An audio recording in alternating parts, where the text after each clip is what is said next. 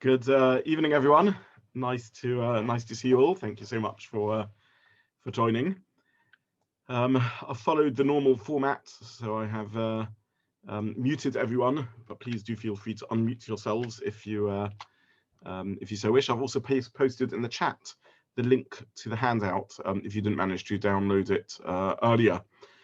I wanted today really just to spend whatever time we have available to try and look at a range of Mefarshim on the famous dream of Yaakov, of the Sulam, the ladder of Yaakov, the episode described near the beginning of the Sedra, and just try and see a range of perspectives on it in the half an hour that we have available on the Parsha before we switch to Halacha. So let's go straight into the source. This is printed on page 1 in the handout.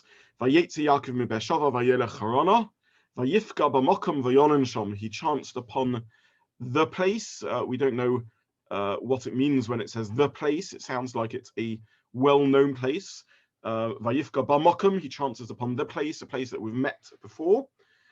We know the Mefarshim understand this based upon Yaakov's comments later, in which he recognizes that this is Beis Elokim and Shar Hashamayim. This is the house of Hashem, the gates to the heavens. Yaakov, the Mefarshim link this to previous Mokum, previous places which have been known and discussed. Perhaps the same place as the Arcade took place, as various other incidences occurred. Either way, he arrives at that place, he chances upon the place.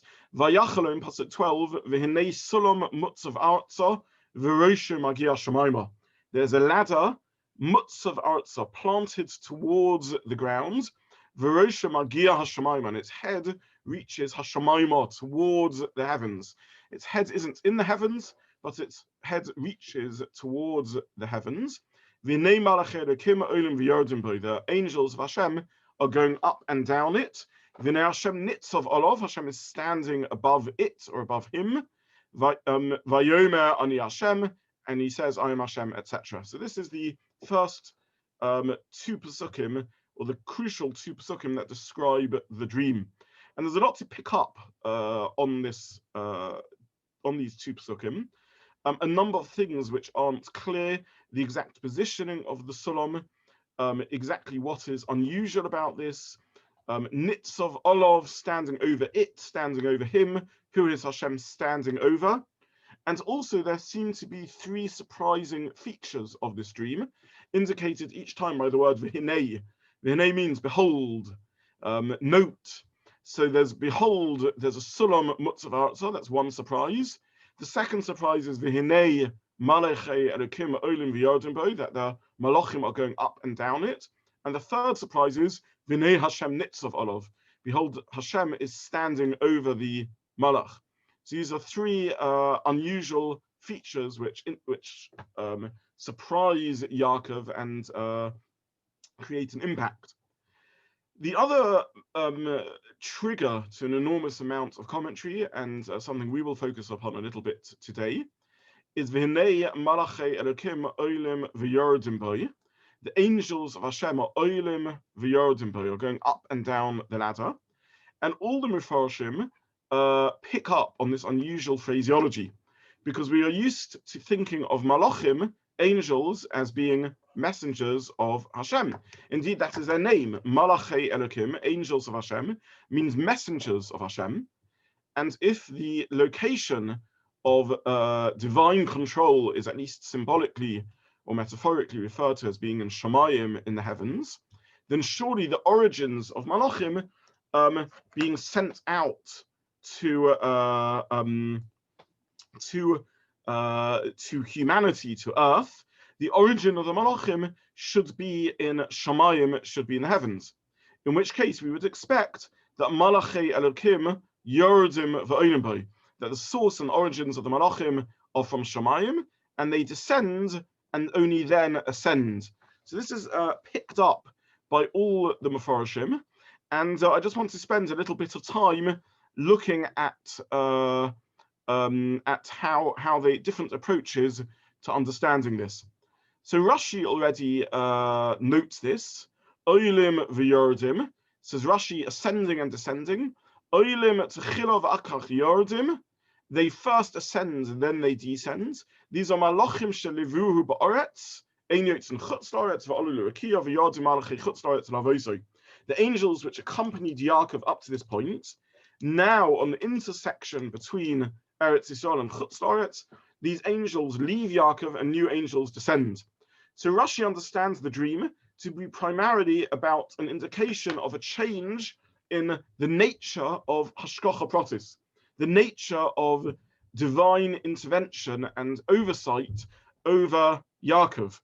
The hashgacha, the oversight, the relationship we have to Hashem is different in Eretz Yisrael to in Chutz La'aretz.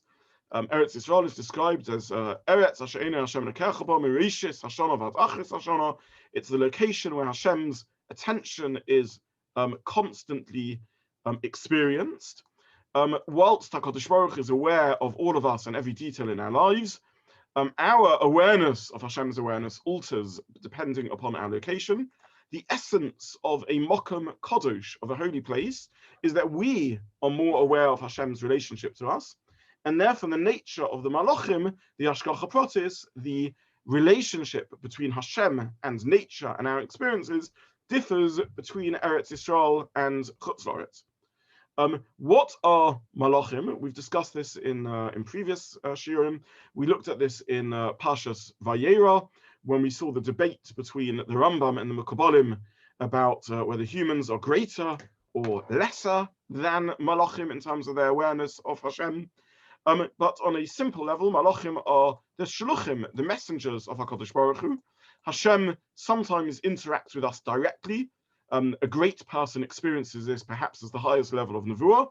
On other occasions, we don't experience Hashem directly, we experience him through intermediaries. Spiritual intermediaries are referred to as Malachim. The Pasuk, which the Rambam quotes in Moreh Nevuchim, says, Oisa Malachav Ruchos. Even the forces of nature, the Ruach, the wind, the forces of nature, the weather, are also, in a sense, the Malachim, the agents of HaKadosh Baruch Hu. We're used to, when we relate and understand the idea that the forces of nature, the natural world, is a malach of sorts, is a means through which Hashem controls and interacts with the world. He created a world which has forces of nature, and in that sense, these are also malachim, messengers or agents of HaKadosh Baruch Hu. So these are a more relatable form of agents. These are agents which we understand that they're agencies. And then there's other agents which are spiritual forces of interaction, which are the malachim that are being referred to here. In fact, even the physical agents of HaKadosh Baruch Hu, the ruach, the weather patterns, we're told that Eretz Yisrael has a unique relationship. In the rest of the world, we don't experience Hashem's hashgacha in the same way through weather, but in Eretz Yisrael, we experience Hashem's interaction with us. We say this in the second Parsha of Kriyas Shema, V'hoyam Shema Tishmu, Nosati Matar Atzchem Be'itzo Yera Malkosh. Even the rainfall in Eretz Yisrael is a direct indication of our relationship to HaKadosh Baruch Hu. And therefore the malachim, the agents of interaction, whether the spiritual malachim about which we know very little, or the laws of nature and weather about which we know a little bit more, these are the malachim, the agents of Hashem, and they interact differently with us in Eretz Yisrael to in Chutz La'aretz. So says Rashi in his explanation of this pasuk. In the top of page 2, I print the Radak, David Kimchi, a Rishon from Provence in South France, who gives another explanation, an astounding explanation of this sequence of psukim. V'nei Hashem nitzav olav, says the Radak. Hashem is standing over him. V'yeh tam olav, this is the top of page 2. Ala sulam o al Yaakov. He says it's unclear in the pasuk whether it means Hashem is standing over him, Yaakov, or it, the ladder. V'yeh tam la skilo. The purpose of the dream, why does Hashem send prophecy to prophets or dreams to figures like Yaakov? The answer is to teach them something, laskilo, to teach them seichel, to teach them ideas. V'tam oilim tchila v'achakach yardim. The reason for why they first go up and then they go down, lefi his lamdus ha'adam, shehi milamata lamala, v'anhogehi milamala lamata. The learning and the insight of a person is milamata lamala, is from down here on earth and upwards. and the Hanhaga, the divine control, in turn goes down from above to down below. Meaning to say that our understanding of the world, our experience of the Hashgacha of HaKadosh Baruch Hu is influenced by our ability to relate to him in turn, and our insight and behavior as human beings. And therefore the source of the Malachim, says the Radak, is down here on earth. If we ask where are Malachim starting from, who sends out Malachim, it's a mistake to understand it as simply HaKadosh Baruch Hu sending Malachim, forces, agents, down to earth. The real understanding is that they are generated by us here on earth. How we relate and how we understand and how we experience the world and the Hashgacha of HaKadosh Baruch Hu, that in turn is the source and the generator of how HaKadosh Baruch Hu interacts with us. So if we ask where is the source of the Malachei Elokim, the angels, the agents of HaKadosh Baruch Hu, the answer is they start down here on earth. So says the Radak. Now, in the next source, I printed the Rabbeinu B'chai, simply because he is a useful source to summarize many of the ideas of the other Rishonim. Many of the things Rabbeinu B'chai says are found in earlier Rishonim, like the Ramban. Rabbeinu B'chai collated and then added his own ideas in his commentary to the Torah. We don't actually know much about Rabbeinu B'chai. Rabbeinu B'chai, Rabbeinu Bachya ben Osher. He lived in the second half of the 1200s through to the first half of the 1300s. He was from Spain. He was the Rav in a community in Spain, in Saragossa. He's not to be confused with the philosopher Rabbeinu B'chai, who wrote the philosophical work, the Chovos HaLevavos. Rather, he was a Talmud of the Rashba, Reb Shlomo ibn Aderetz, who was a Talmud in turn of the Ramban. And he wrote a Parsha in the Torah in which he makes significant use of Kabbalah.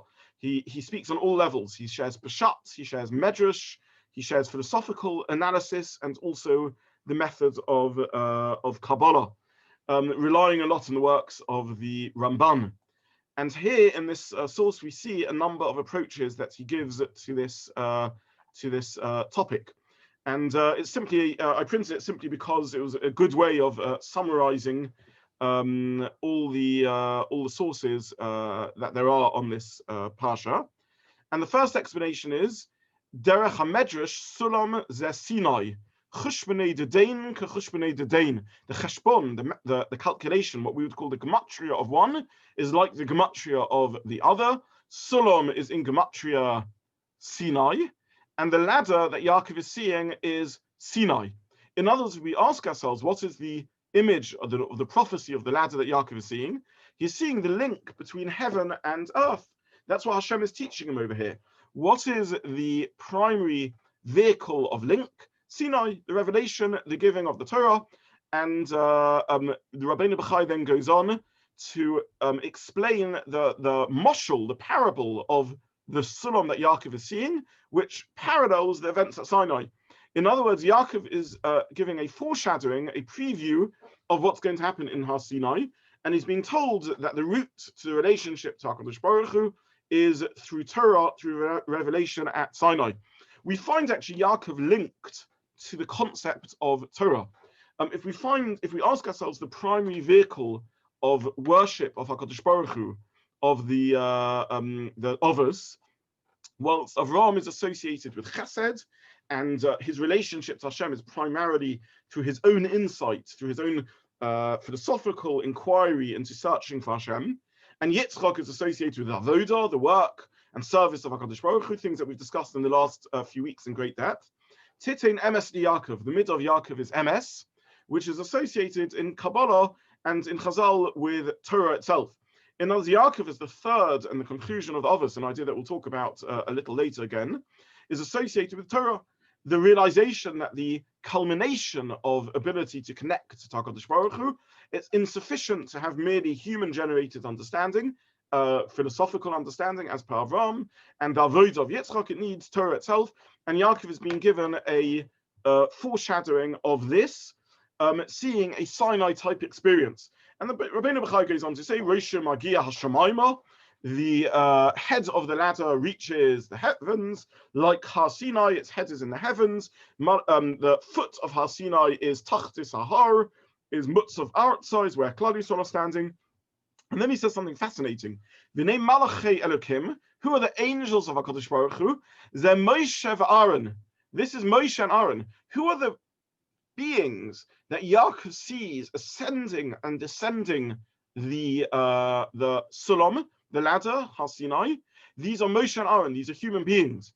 So this is a second answer to why they are Olim v'Yordim, why they are going up and going down.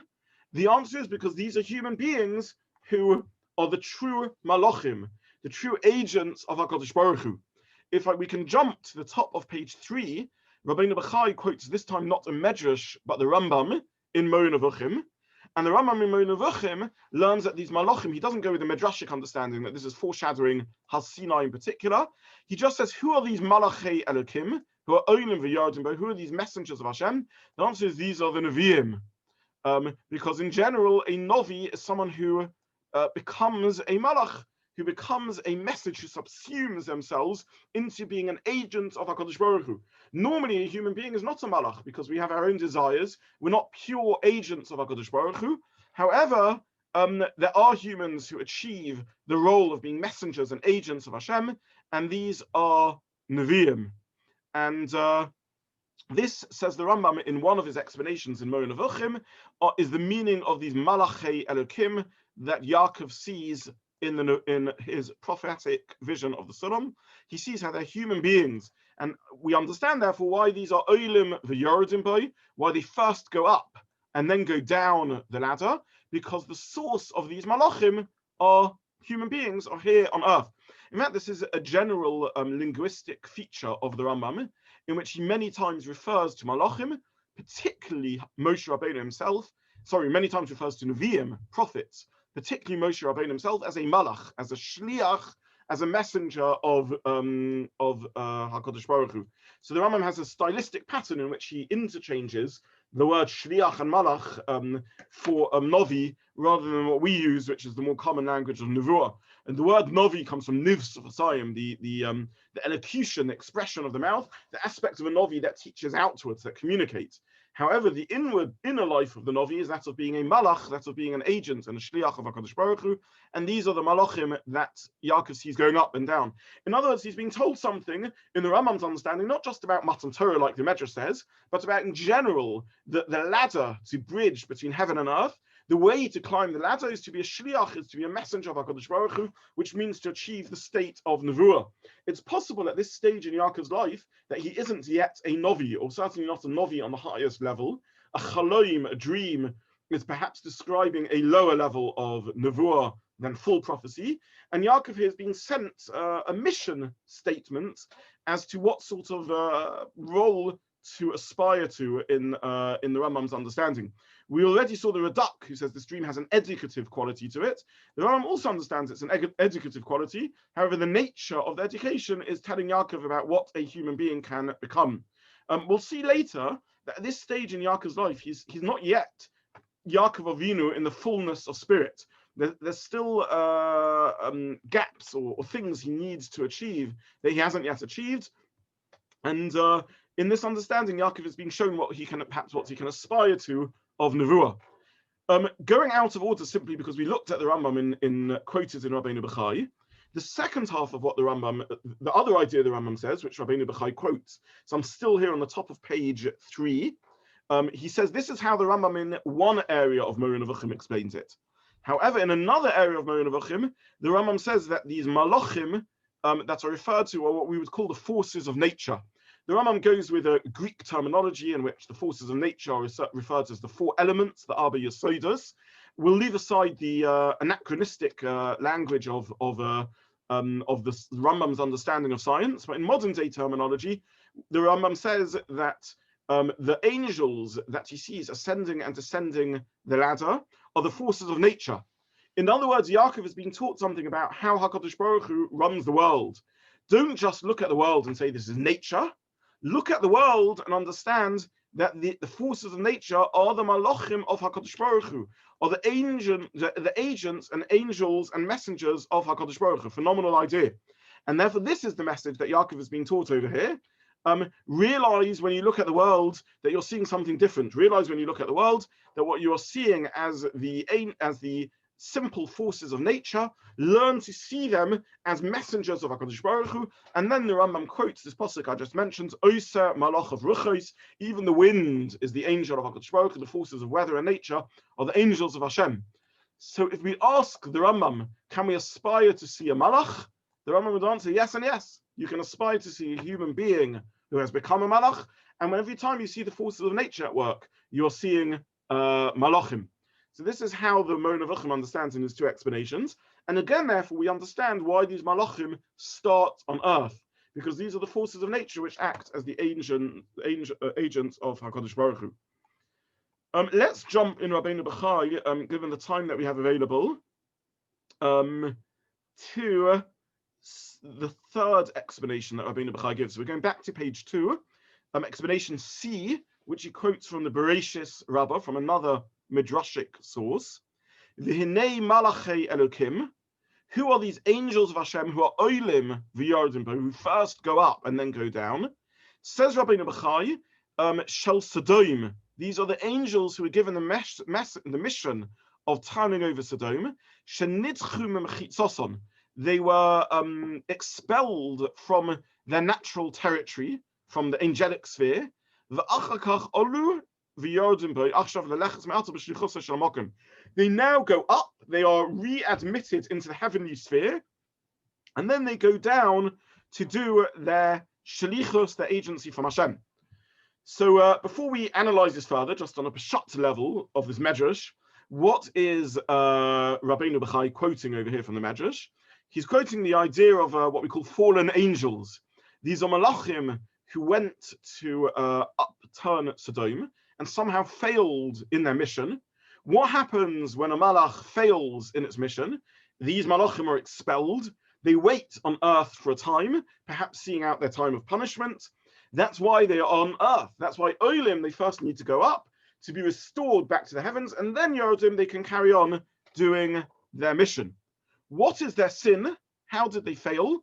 So the Das Zakanim, which we also saw last week, the Das Zakanim is a commentary of Tosfos on the Torah, which I printed here in source 5 on page 2, about a third of the way down page 2.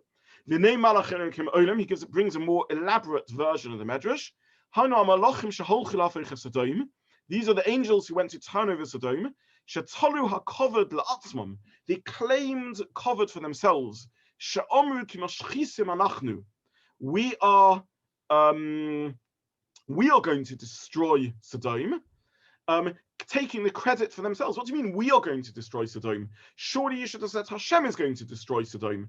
And therefore they remain on earth for, if you do the calculation, Kuf Lamatei Shalom, 135 years, says the Tosfos, the Ashav Alu, and now it's time for them to go back to Shamayim.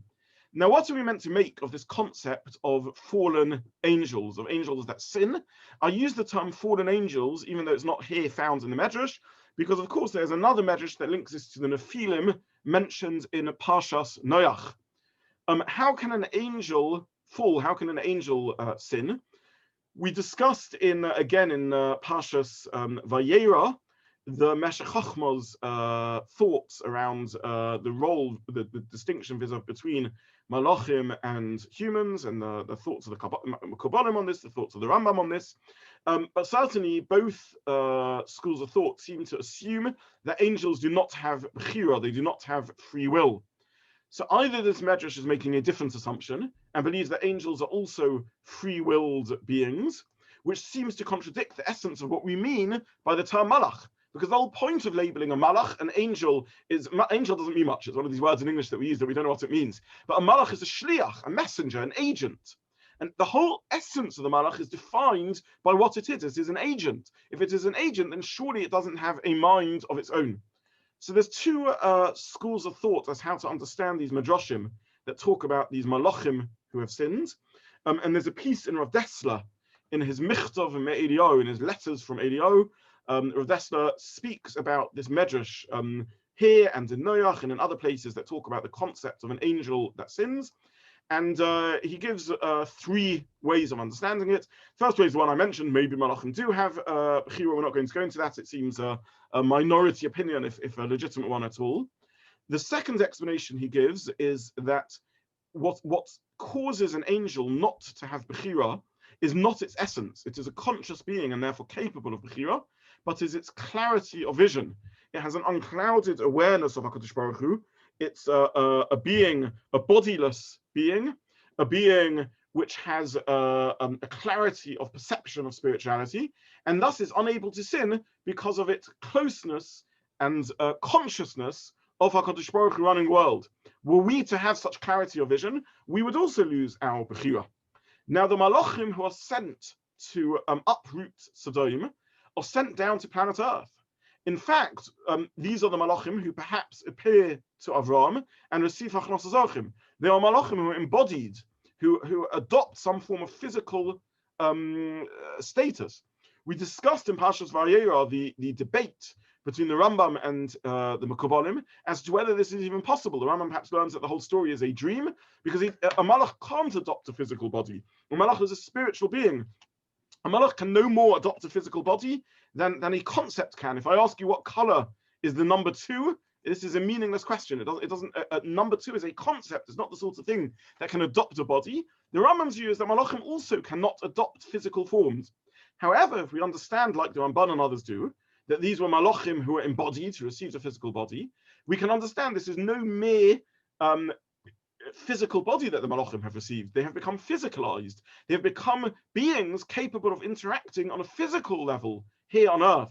As soon as that happens, a Malach that appears to someone in a Nevuah remains a spiritual force. However, a Malach which appears on earth as a physical being has become physicalized. The essence of becoming physicalized with its awareness and its perception now mediated through a body means that it doesn't anymore have a clarity of vision and therefore becomes a Baal Bechira, becomes capable of sin. It develops an ego. A Malach's clarity and awareness of itself as an expression of an agency of HaKadosh Baruch Hu means that it doesn't have an ego. However, a Malach who is embodied becomes like us human beings. It's capable of forgetting its agency and having a trace of selfness and self-perception in what it does. And therefore, these Malachim say, Mashchisim anachnu, we are going to destroy Sodom, revealing that they have become somewhat physicalized, and therefore need to undergo a process of teshuvah before they are able to be restored to heaven. So says one explanation of Rav Dessler. The second explanation Rav Dessler gives is that there are Malachim whose mission statement, their agency is to create a gap, a gulf in perception of the awareness of HaKadosh Baruch Hu in the world. For example, there is a Malach, a spiritual force known as the Satan, the Yetzirah, who clouds our thinking and allows us to be tempted to sin. So the mission, we don't adopt a model in which somehow this is a Malach who has rebelled against HaKadosh Baruch Hu, or a Lucifer type figure. This is the essence of the mission of the Satan. This is the essence of the mission of this particular Malach. So these Malachim over here, perhaps part of their mission, inherent in their mission, is that they whilst doing the mission of HaKadosh Baruch Hu, also create somewhat of a gulf or a lack of awareness of HaKadosh Baruch Hu in the world.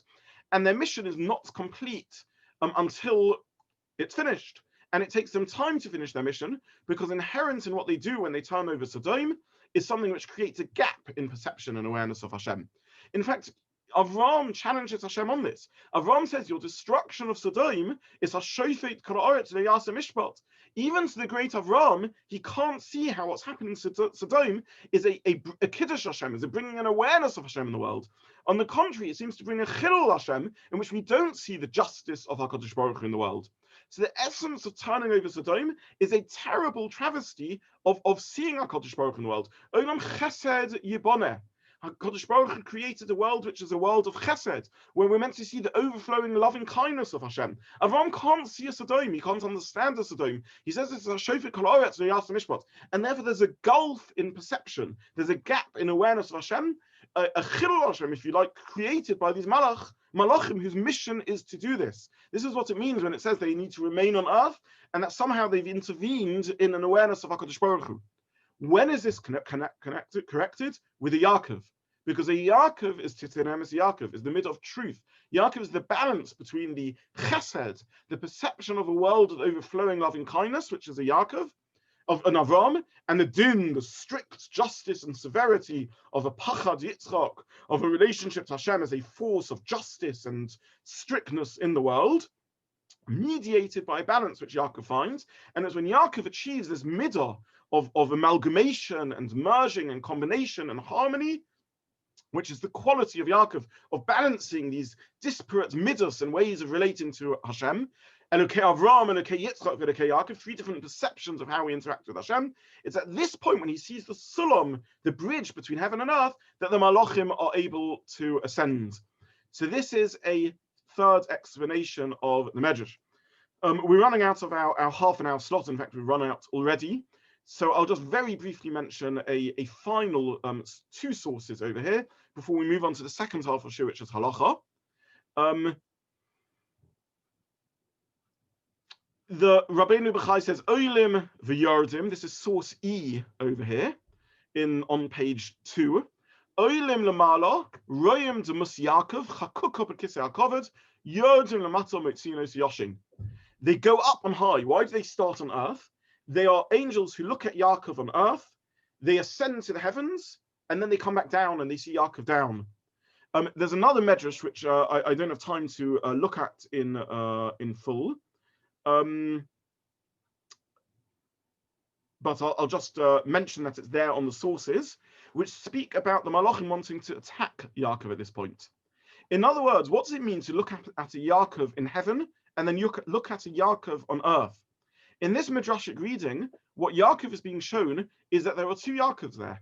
There's a Yaakov down here on earth who is how Yaakov actually is. But there's a Yaakov up in heaven who is the idealized Yaakov, what Yaakov could be, what he should be. And the sulam is indicating the gulf or the gap between. And the malachim are disappointed. They go up to Shemayim and they see Yaakov as he ought to be. In the world of Shemayim, in the world of heavens, in the world of aspiration, that which we strive towards, the world of transcendence, which is the literal meaning of the word Shemayim. It's not the sky, it's not the heaven used as a metaphor, that which is there, that which is Shom, that which is beyond us. And then they go down and they look at the real Yaakov. And the real Yaakov is Yoshen, is sleeping there. And they're bothered by the gulf that exists between these two Yaakovs. And this is the message that Yaakov is being taught in this reading, which we don't have time to explore fully, but I just wanted to share with you. Have a look at the source sheets. I've printed a Rashbam who rejects this whole diuk, and he says in Pshat, we don't need to analyze the Olim v'Yardim. This is the way language is used. We always talk about going up and down. We don't talk about going down and up. We even say nowadays, I spent my whole day running up and down the stairs. What do you mean you spent the whole day running up and down the stairs? You first went down from the bedroom to the house, and then you went up and down. So you should say I spent the whole day running down and up. That's not how human language works. The Rashbam doesn't think there's a diuk here at all. I printed this in source 7 at the bottom of page 3.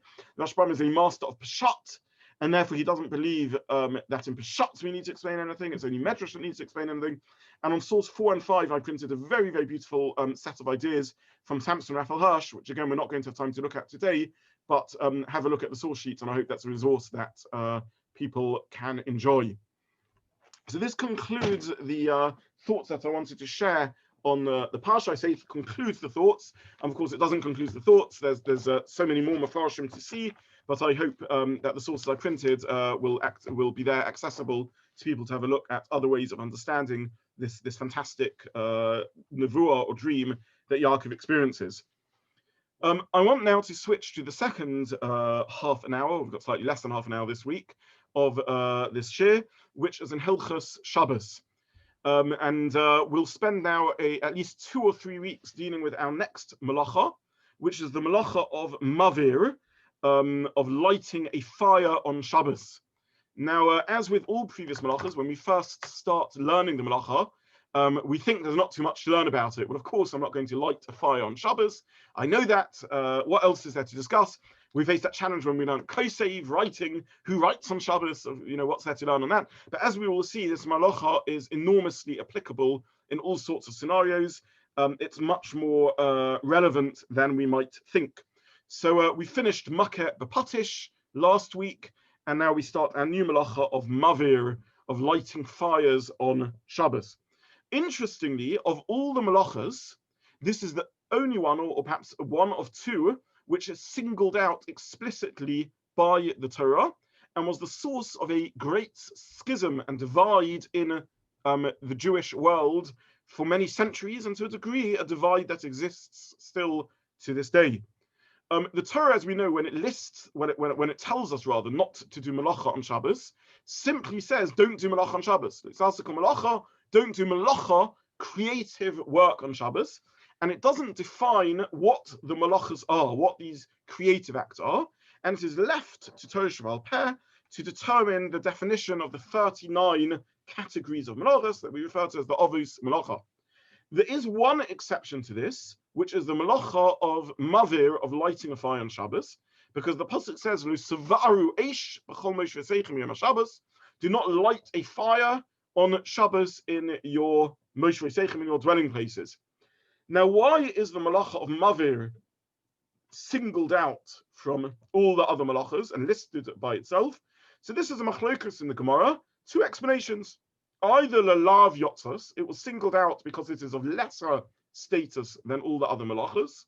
All the other malachas are of fullest status. If one transgresses the malacha, one has to bring a carbon. If one does so deliberately, there's a potential capital punishment. As opposed to savaru eish, lighting a fire, is less than the other malachas. It's only a lav, only a regular negative transgression. I don't mean to diminish it, it's still a lav, but it isn't as severe as the other transgressions. Or lelamed yotza, it's singled out because it serves as a founding principle for all the other malachas. It's like the example par excellence of all the malachas, from which we learn how the other malachas work. So this is an argument in the Gemara. Lahalacha, we paskin, it is one of the lamates, one of the 39 malachas. It's one of the 39 categories of transgression on Shabbos. Now, the translation of this phrase, lo savaru eish b'chol moshe seichem, is a little unclear. And there are two possible ways of translating it. Either a lo savaru eish means do not light a fire, meaning the act of bringing the fire into existence, initiating the fire, lighting the fire, igniting the fire. Or it means lo savaru eish b'chol moshe seichem, don't have a fire burning in one's house, in one's dwelling place. Lo savaru eish, do not cause to burn a fire in one's house. Now, the nafkamina, the distinction between the two readings, would be, is the prohibition only to light a fire on Shabbos, or is the prohibition to have a fire burning in one's house on Shabbos? And we adopt the former stance. We believe the issa is lighting a fire on Shabbos. Having a fire burning isn't a problem. In general, one can set malachas into motion before Shabbos, and we're not concerned if they carry on Shabbos. You can have raw food cooking in a pot before Shabbos, and it can cook on Shabbos.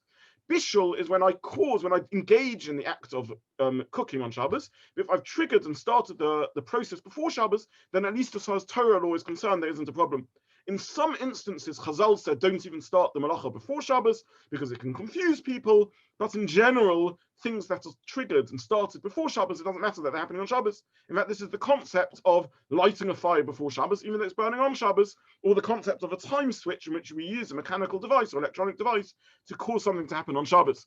So we have no problem with lights burning on Shabbos. We simply translate the savaru eish as do not light on Shabbos. Cause to burn means the act of lighting as opposed to the continued lighting and burning of the flame. Those who argued with Torah Sheba'al Peh didn't accept this as the only reading of the pasuk, and therefore the groups that broke off from what we would nowadays call orthodoxy, from those who accept Torah Sheba'al Peh, whether it was the Kusim or whether it was the Tzedokim or whether it was the Karaites, the Karaim, to this day there are small communities of Kusim, of Samaritans, and small communities of Karaites still left in the world who argue with Torah Sheba'al Peh. They believe that the pasuk means don't have a fire burning, and therefore they would sit in the dark on Shabbos. And there are a number of minhagim and takonos of Chazal that were probably set up in opposition to this view, including perhaps the idea of lighting Shabbos candles. We light Shabbos candles, Zocher es Yom HaShabbos L'Kadsho, Shomer es Yom HaShabbos L'Kadsho, Oineg Shabbos, Shalom Bayis, the idea that candles, the house should be lit up on Shabbos, in opposition to this view that one can't have lights burning on Shabbos. So we paskin that lighting a flame on Shabbos is a problem, having the flames burning on Shabbos isn't a problem. Now, the Malacha nonetheless includes two aspects or two ways of expressing it. One is, as I said, initiating a fire on Shabbos, lighting a match, setting something alight.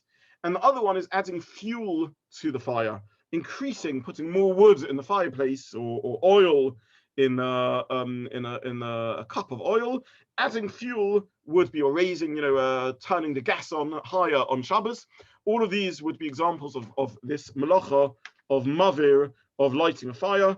In other words, whether strengthening the fire, whether adding fuel to the fire, or whether starting the fire in the first place, all of these are included in the Malacha of the Malacha of Mavir, of lighting a fire on Shabbos.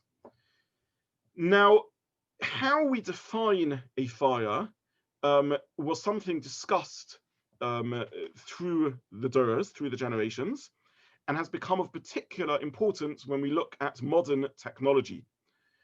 So first of all, let's talk about the classic argument over how to define a fire, and then we'll spend a few moments talking about the more modern argument, which gets us into the complex and convoluted and difficult world of electricity and various other, relatively speaking, modern devices.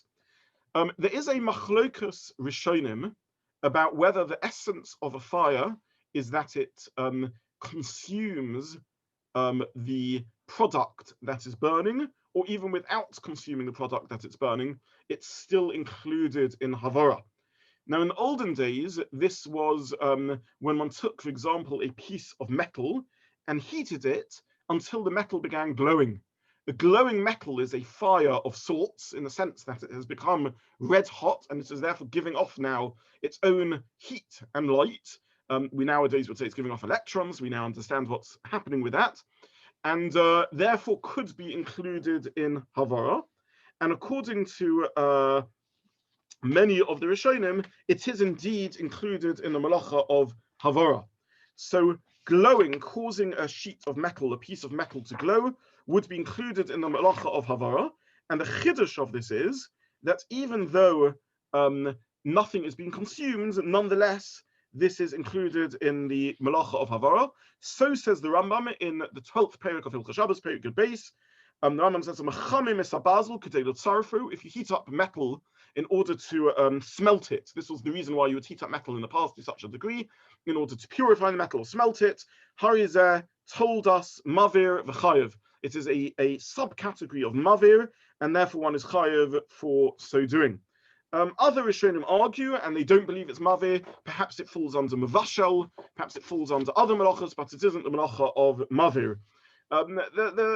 Again, most of us probably don't do this form of Mavir in regular life, other than perhaps when one wants to sterilize a needle or something of the sort. Most of the time one wouldn't heat up metal to glowing heat, or would one? Well, of course we do, because when we light a filament light bulb, we are doing exactly that. The way a filament light bulb works is that the electric current goes through the wires, and it hits the filament, which is a very thin stretch of wire, which is resistant to the electricity, such that the resistant generates heat in a heater, a glowing heater, or more importantly, light in a filament light bulb, and effectively becomes red hot and then white hot. So filament light bulbs, which was the first time the controversy around electricity, or the first time Jews really confronted electricity from a halachic point of view, a filament light bulb is presumably Mavir according to the view of the Rambam, because it is being made white or red hot. Where things get more complicated is when one uses electricity not to create red hot metal or white hot metal, in other words, not in the case of a filament light bulb. And I have to tell you that we use less and less filament light bulbs nowadays. Almost all the light bulbs we use are LED or fluorescent, what we call fluorescent light bulbs, neon light bulbs with a gas inside, or various other technology, which don't use filaments. By the way, this has a practical application, something I mentioned in Shul from the Bima a while back. In the past, in the Shul, on the Motzi Shabbos leading into Motzi Yom Tov, when we would say Havdalah in Kiddush in Shul, and we didn't have a candle or a flame to use, Rabbi Kimchi's Pesach was that we could put up our hands in Havdalah on Motzi Shabbos leading into Yom Tov when we couldn't light a new flame, and use the light bulbs there above the Baal Tefillah in the Shul, because these were filament light bulbs, and you can make Havdalah on a filament light. In fact, Reb Chaim Brisker used to make Havdalah on a filament light on Motzi Shabbos, and the reason he did so was because he wanted to teach people that this is Eish, this is a fire in Halacha, so that they should know that you can't light filament light bulbs on Shabbos. Nowadays, our shul lighting has been upgraded, as has most other people, and we can no longer do that. So you can't really use nowadays a bulb for the Eish of Borim or Eish, because there is no fire there at all. The technology works in a different manner. So this is one discussion around electricity. The deeper discussion around electricity is perhaps to view the creation of a current as an act of creating Eish, fire in its own right. Now, there's a lot of misunderstanding around this, because this idea is often quoted to mean that when you light an electric circuit, there are sparks created, as indeed is the case with some more old-fashioned, heavier appliances. And the problem, it's often claimed that the poskim who say that there's a problem of Mavir, of lighting fires when you turn on electricity, were referring to the sparks that were created. And there are poskim that say that. The majority opinion, though, is not like that. And the reason this is important to mention is because modern devices very rarely, if ever, create such sparks. You don't want them to spark. And therefore, this would be an incidental effect, a dover she'einu miskavin, an unintended side consequence of turning on the electric current. It's not a psik reisha, it's not a definite, inevitable result. We've discussed these halachic concepts previously. And it's not nichole, it's not a result I want. If I turn on my electrical appliance, my Kenwood mixer, and it begins sparking, I turn it off straight away. I don't want it to spark. So it's a dover she'einu miskavin, unintended side consequence. It's not a psik reisha, it's not a definite result. It's lo nichole, it's not a result I want. In normal halachic terminology, this wouldn't be enough to create an issa. It's not even definite that it's going to happen. And indeed, who says that the creation of a spark is halachically a problem at all? It's not obvious that the creation of a spark should anyway be included at all in the malacha of havara. Creating sparks where there is something actually burning. We use the word spark messily in two different ways when we talk about things sparking. We can talk about something sparking where it's simply a collection of electrons flying off, which wouldn't appear to have any halachic significance at all. And that is what happens when an electric device sparks. We also use the word sparking when, for example, you light a fire and little bits of wick float away with the heat of the fire, and therefore you get little sparks flying off from that. So those little sparks are indeed little flyers, which maybe would be included in the malacha of Mavir. But the sparking that comes across off electricity, it's difficult to argue that this would be included in Mavir. And therefore, this isn't what those poskim mean. The poskim that adopt the position that electricity has issues of mavir, of creating fire, are because of a conceptual idea, in which they ask themselves, what is the identity of the energy of an electric current? How do we define it? Which class of halachic category does it fall under? Which sort of force is it? Is it some other sort of force, or is it something else? What halachic sort of force is it? And they believe that since it is generated by the motion of electrons, and a flame is energized electrons, therefore they believe that electricity itself, the creation of an electric current, is a creation of a type of eish. So this is the stance of those poskim who consider electricity to be a type of eish, and this is one of the ways of understanding the prohibition of electricity, not because of the sparks that are created, but because of the essence of how an electric current should be viewed halachically. Now, there are questions on this approach, including the fact that if it is true that the eish created, the electric current created is halachically eish, it is invisible to the naked eye. It's not something you can see. And in general, we don't give halachic categorization to physical phenomena of which we are unaware as human beings. So it could be every time we drink water, there are various microbes we swallow. Nonetheless, since we are unaware of them, we can't see them with the naked eye. In general, we don't worry about these things halachically. So the challenge against the poskim that would argue that an electric current should be viewed halachically as eish is that this is invisible. And their response would be, it is true that it is invisible, however, it's experienced. It is something that is within the domain of human experience, very tangibly so, because it's creating an electric current. And this is where they mention the sparks. They say that all else being equal, an electric current, when it reaches a point of resistance, generates light and heat, and therefore we see that electricity is a koyach eish, is a potential fire, and therefore it is accurate to define it halachically as electricity. This is the stance of some poskim. I have to tell you, it's a minority of poskim. It's possible that the Chazon Ish considered this idea. There's various contradictions in what the Chazon Ish wrote around this topic. There's a conversation that Rabbi Zobin records with him, in which the Chazon Ish did suggest to Rabbi Zobin that it should be viewed as eish, or at least a potential eish, and therefore should have halachic significance. Rabbi Zobin argues on this stance and didn't really understand it, and so the sugya goes on. So I'm not going to go into the other possible ways of understanding what electricity is, because these take us beyond the malacha of Mavir. I simply want to record as a point of halachic importance that if we turn a filament light on, or we turn a glow heater on, we are certainly doing Mavir according to the view of the Rambam, and perhaps another malacha mavashel according to other views. However, when we turn on other sorts of devices that don't generate light and heat of that sort, hot light and heat of that sort, the Mavir would not be in the filament. The Mavir only would be a relevant halacha in an arguable and debatable analysis of how to view electricity in halacha.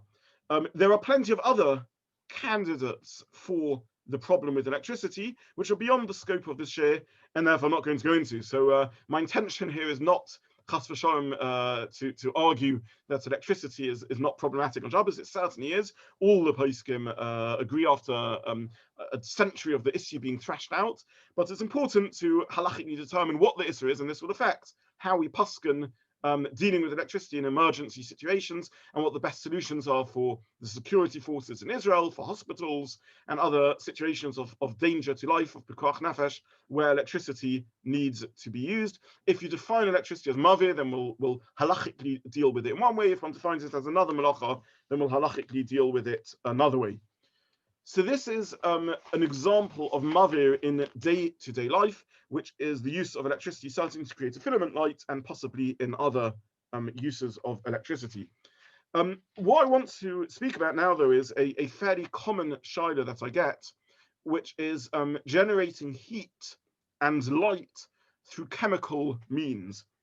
Now, there are two sorts of devices on the market that people commonly use and ask about. The first is a glow stick, which is you sometimes see these at parties and things like that. It's a long tube. It looks a bit like a sort of ice, what they call these ice tubes that people have, and you break it or shake it or snap it or move it around, and it begins glowing. I'm not going to go fully into how it works, but basically through the act of breaking it or snapping it or shaking it, you create a mix between the chemicals which generates light. This is one form of chemical light creation, which is quite common. A second form of chemical heat creation that's used are these heat pads or hand warmers that people sometimes like using in winter, which is a similar idea, really. Some of them are rechargeable, some aren't, but the way the science works from a halachic point of view is identical, which is that, again, through crushing it or breaking it or shaking it, you get the chemicals to basically generate a heat-generating chemical reaction. I don't want to go fully into the science, but when chemicals react with each other, sometimes there are electrons spare, or sometimes there's energy spare, as the electrons fall from different orbits around the atom, and the chemical reaction as a byproduct generates heat or light. And this is basically how the technology of these glow sticks or hand warmers or glow-in-the-dark sticks work. Now, are these problematic on Shabbos? And the answer is, it's very hard to answer. First of all, what are the potential malachas over here? Well, one potential malacha is bishul, cooking, creating heat to affect change, which is the malacha of bishul. We're not learning the malacha of bishul over here. And this would depend as to what level of heat is generated, whether the level of heat that is generated is yad seledes, is 45 degrees or not. Certainly the glow sticks don't get hot at all, nothing like that. The hand warmers also, to the best of my experimentation, don't reach that level of heat either, and therefore wouldn't appear to be a problem of bishul. I say to the best of my ability to experiment, because of course all I can determine is the heat on the outside of the pack, when we need a proper scientific investigation to stick a thermometer deep into the middle and see what levels of heat it gets to. So I leave that if there's anyone here who is a material chemist and is happy to let me know if they have any further information about this, I'd be grateful. I did try and turn it to the ever useful resource of Google, but was unable to get an answer as to what sorts of heat these things generate inside. A second potential malacha over here is the malacha we just learned of makeh b'patish. I am completing the hand warmer or the glow torch by charging it up, by mixing the chemicals, and therefore perhaps this would be makeh b'patish. I'm not going to go through the whole malacha makeh b'patish again. Listen to the earlier shiurim. But it is difficult at best to argue that makeh b'patish would apply over here for several reasons. First of all, this doesn't seem to be the completion of the utensil, but rather the use of the utensil. Use isn't makeh b'patish, completion is makeh b'patish. So it's difficult to argue that this would be makeh b'patish.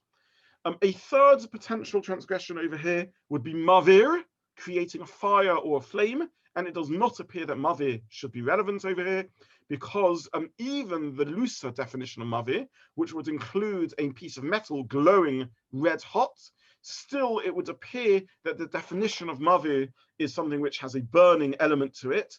The opponents of the Rambam argue as to consume the material, which doesn't occur here, or with a metal glowing piece of metal. The Rambam is of the view that a fire, even generated by the glowing heat, would be sufficient.